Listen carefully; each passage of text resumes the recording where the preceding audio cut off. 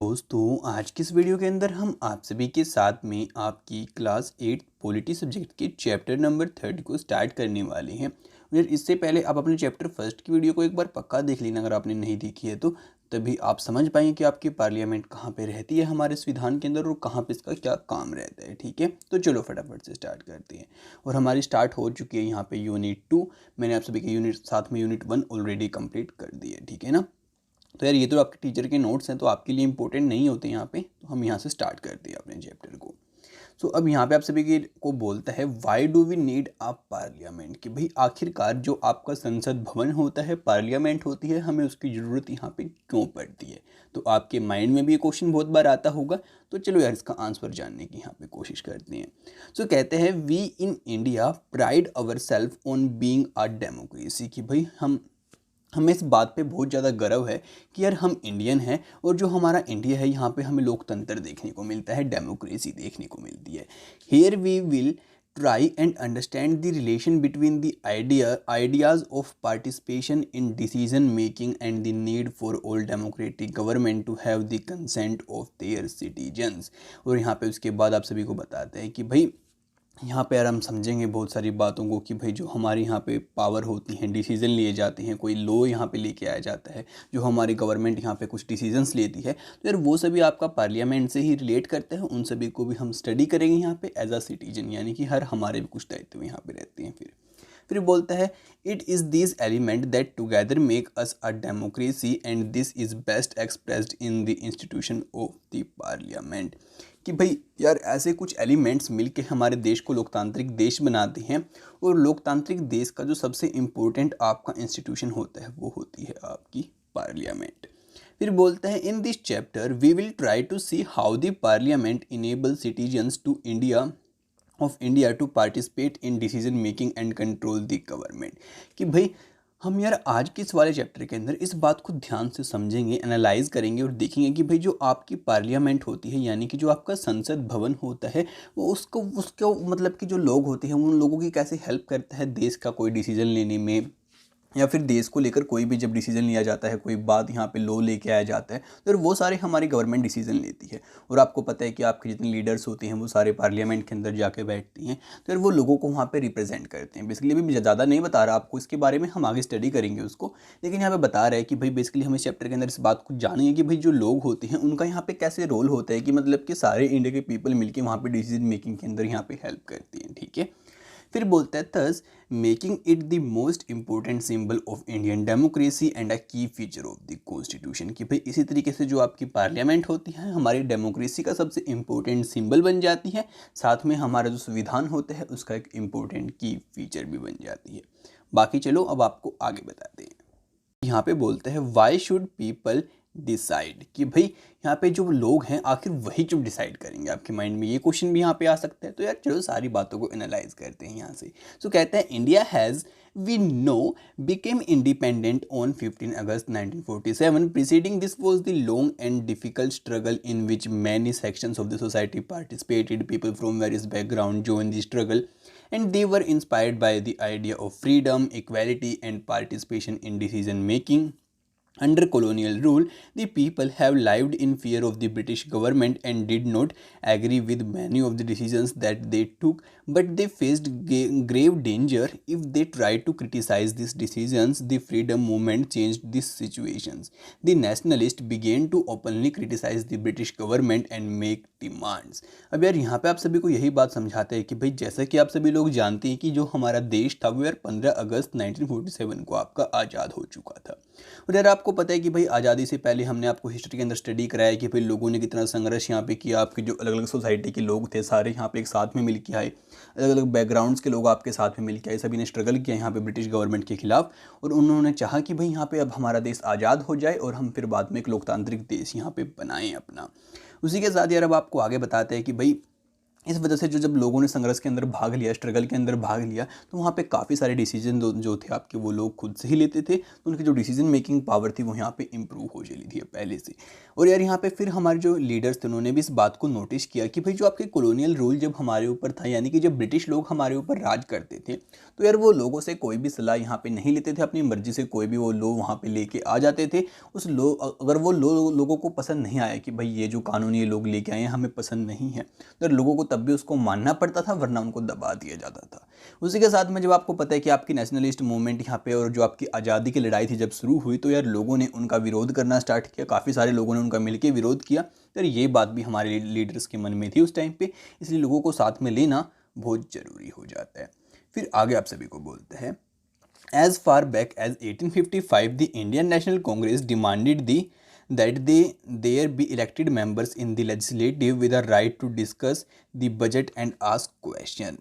कि भाई यहाँ पे आपकी जो इंडियन नेशनल कांग्रेस थी उसने 1885 के अंदर ही आपकी डिमांड कर दी थी ब्रिटिश लोगों से, और कहा था कि भाई जो यहाँ पे लेजिस्लेचर है आपका, इसके अंदर जो मेंबर हैं वो चुने जाने चाहिए वोट डालने के द्वारा, और उसके साथ में जो बजट आप लेके आते हो या फिर जो भी आपका सीन यहाँ पे डिस्कशन लेते हो, वहाँ पे उन लोगों के पास भी अधिकार होना चाहिए वहाँ पे आपसे प्रश्न पूछने का, क्वेश्चन पूछने का।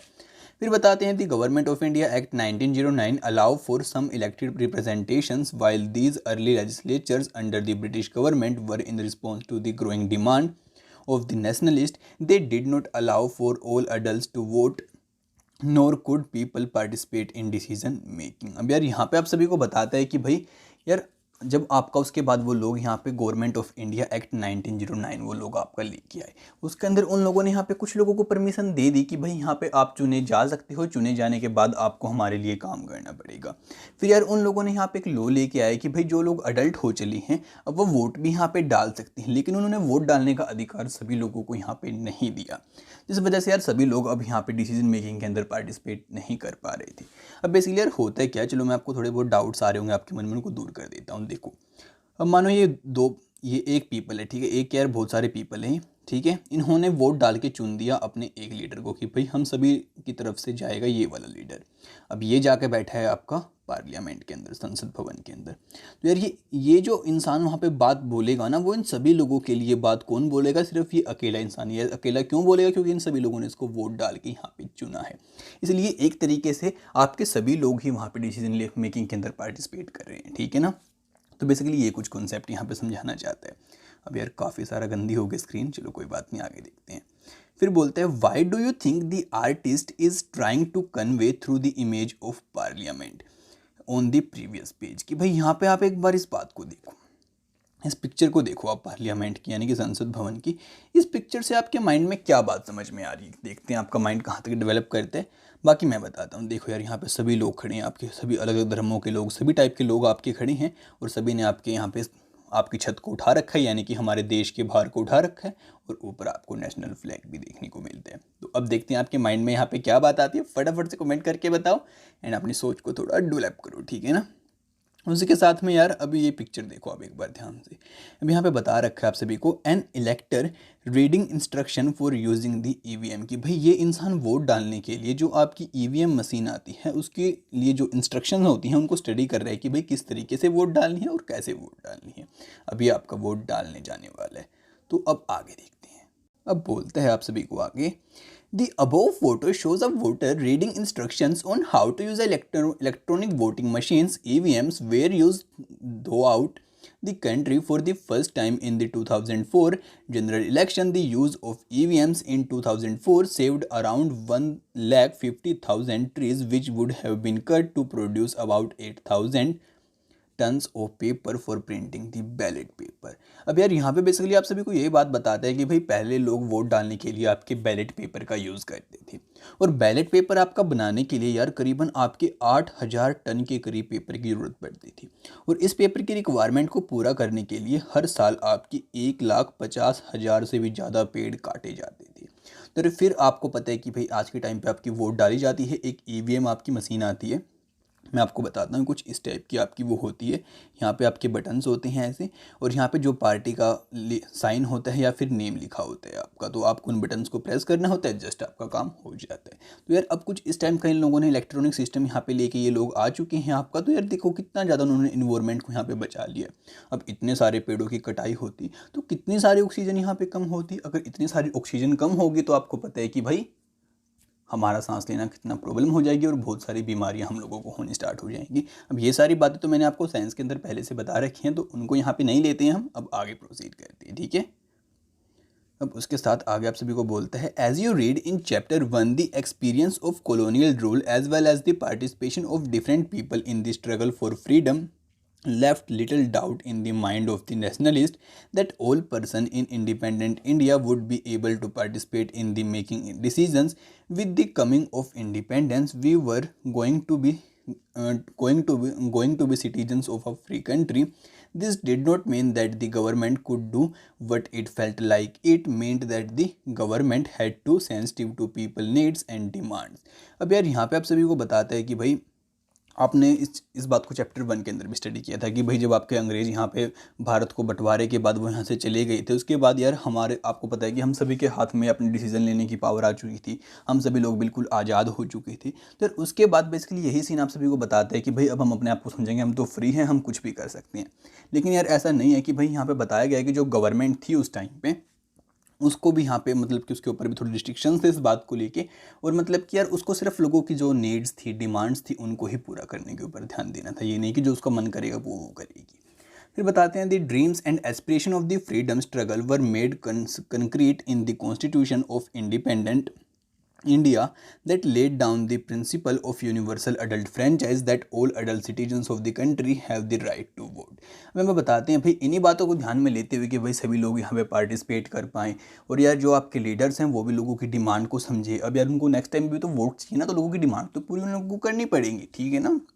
और लोगों ने भी अपने लीडर्स को चुना है। तो इन सभी बातों को देखते हुए आपको पता है फिर आपका यूनिवर्सल अडल्ट फ्रेंचाइज ये लोग लेके आए, जिसको हम वोट डालना भी बोलते हैं सिंपल भाषा में, ठीक है ना। बस आप वोट डालने से ध्यान रखो, वरना ये वर्ड भी आपके लिए अच्छा रहेगा, मेरे ख्याल से इसको याद कर लेना, ठीक है ना। तो बस यही बात आप सभी को बताना चाहता है। बाकी नेक्स्ट टॉपिक हमारे पास आता है पीपल एंड देयर रिप्रेजेंटेटिव, यानी कि लोग और जो उन्होंने चुना है उनका रिप्रेजेंटेटिव वो। अब यार यहाँ पे ज़्यादा कॉम्प्लिकेट नहीं करते हैं, चाहे पॉलिटिकल चैप्टर थोड़े मतलब कि ज़्यादा डीप अंडरस्टैंडिंग के चैप्टर हैं, तो धीरे धीरे इनको लेके चलेंगे। एंड आप भी धीरे धीरे स्टडी करना, धीरे धीरे पढ़ने से आपके माइंड में अच्छे से यहाँ पे बैठ जाएंगे। तो यार इसी के साथ हमारे आज के पार्ट को मैं सोच रहा हूँ यहीं पे एंड कर दूँ। अब नेक्स्ट पार्ट की वीडियो आप सभी को बहुत जल्दी ही देखने को मिल जाएगी। तो सबसे पहले देखने के लिए चैनल को सब्सक्राइब करना बिल्कुल भी मत भूलना, साथ ही बेल नोटिफिकेशन को भी ऑल विजिट कर लेना, ठीक है ना। और अगर आपको वीडियो अच्छी लगी तो उसको अपने फ्रेंड्स के साथ में शेयर करना बिल्कुल भी मत भूलना, यार उनकी भी हेल्प हो पाए। तो आपसे मिलते हैं वीडियो में बहुत जल्दी, तब तक के लिए माय फ्रेंड्स, बाय बाय।